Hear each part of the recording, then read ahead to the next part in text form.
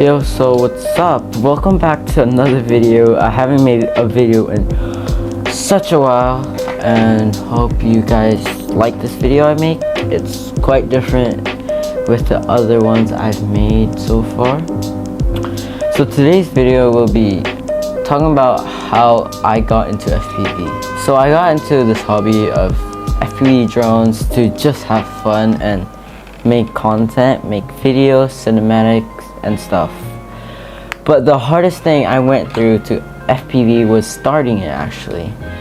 Picking the drones, if I should go through simulator or not, and so much other things. And I want to tell you how I went through that.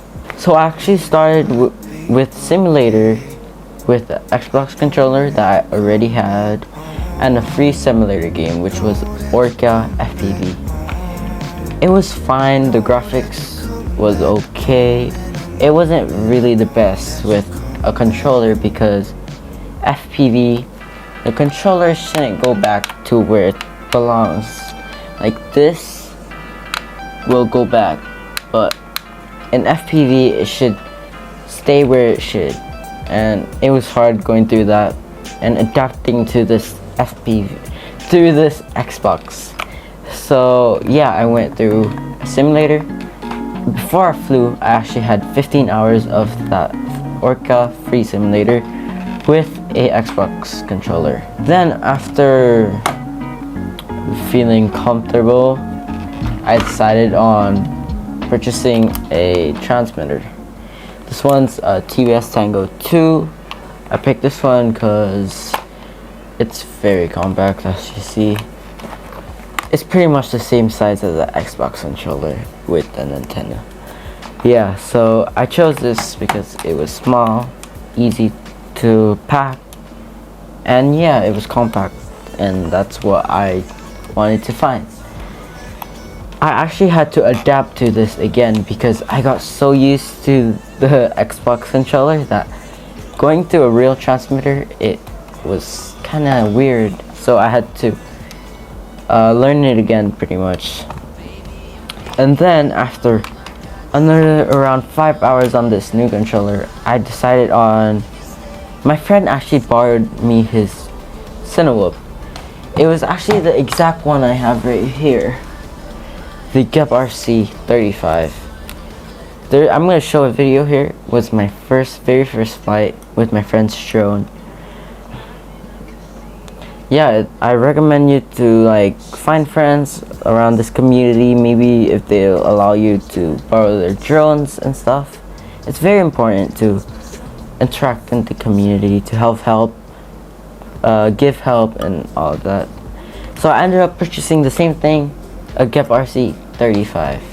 I really recommend you this drone because even though this is the 6S battery, it is powerful, but it is also really smooth compared to 5 inches. But for a Cinewhoop, this is enough.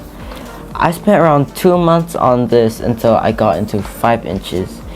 Even though it's a Cinewhoop, this has the power to do freestyle. I'll show you a clip. Yeah, I was freestyling with a Cinewhoop. A lot of people said you should probably get a 5 inch, but I wanted to take it really slowly, and my target was going through this hobby with not a lower budget, but not buying constantly new things to upgrade. So yeah, I started off quite high. I didn't go with a micro because I feel like a micro, I wouldn't use any of the controllers, the goggles. That's why I went with this, the TBS, because I knew this was compatible, future-proof to a lot of drones. Then next, I stepped up to the 5 inch. So this was actually my first 5 inch build. My friend built it for me. It's built out of the Apex frame, the Impulse RC. Yeah, I don't know what to say, it's just perfect. The way he tuned it for me, it's just so good. This is my favorite drone. It just flies super nice. Yeah, these are my 5 inch drones. if you don't have like a friend or someone to help you build, I recommend you for this 5-inch. It's a pre-built, off the shelf Nasco. I fly Nasco 5. It flies super smooth, and you don't really need to do anything. You purchase it, it gets shipped, you just bind it to your controller, your goggle, and you're ready to fly pretty much. This was one of the hardest things to choose out of the 3 drones I showed you, because I didn't want to buy something I couldn't fly.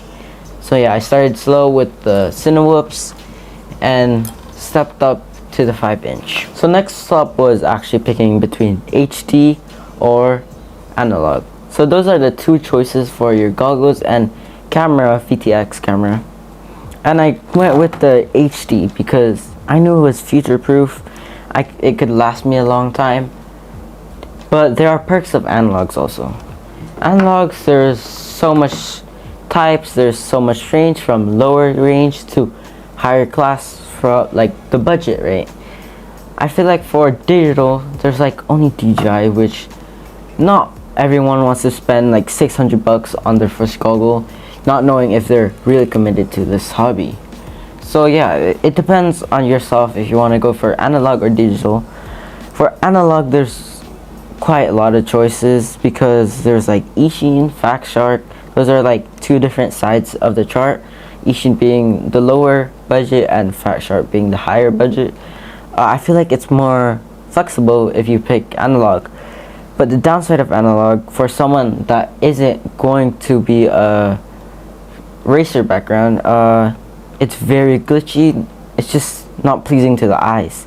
So I went with the DJI because I wouldn't need that low latency for just cruising around, just filming around. I would just take better camera quality over latency, because yeah, as I told you, I'm not a racer. I wouldn't need that latency. But it all depends on you, your budget, what you want to be. So yeah, but I really recommend you these DJI goggles. It fits really well on your head, it's really comfortable, and it could pretty much connect to any drone that has a Caddx Vista or a air unit. I also have this patch antenna, or whatever it's called, the Lumineer one, Axal or whatever, AXIA HD2. Yeah, I've got that also on it. So yeah, that's probably one of the most concerned or confusing things to go into FPV. That's what I went through, picking the drone, picking simulators. I recommend right now, even though I know how to fly, I still fly the simulator because I won't be out on the field every day. I use Liftoff. It's got A1 graphics. It flies really good. So yeah, I recommend Liftoff, but for your first time purchasing a simulator, I also recommend the Orca FPV because it's free.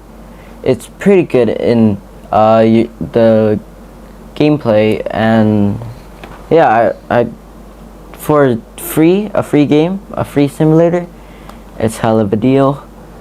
Yeah, I even still use it because that game can run on a lower spec PC, which I had at the time. So yeah, I recommend those 2 games that I play, or simulator, my bad. So yeah, I hope this helps you in any way. Yeah, thank you, goodbye.